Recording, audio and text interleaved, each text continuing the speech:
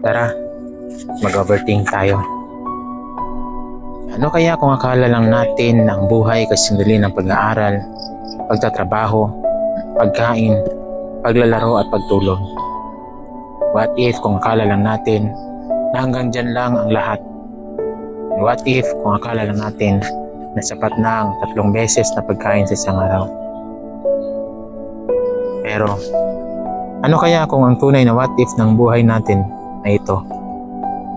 What if kung akala lang natin na okay na ang ating relasyon sa Diyos, pero hindi pala?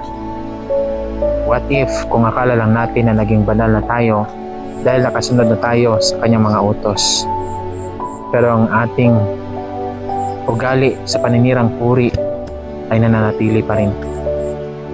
What if dumating ang araw ng rapture tapos hindi ka nasama?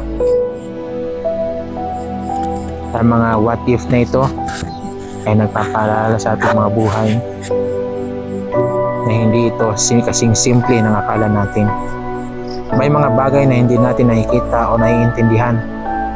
Mahalaga na lagi tayong mag-isip ng malalim at manatiling bukas sa posibilidad na may mga bagay na hindi natin alam.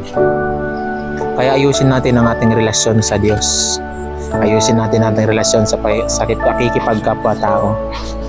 At ayusin din natin ang ating sarili dahil ang Diyos mas nalulugod kung ating susundin ng Diyos at mamahalin natin ang ating kapwa.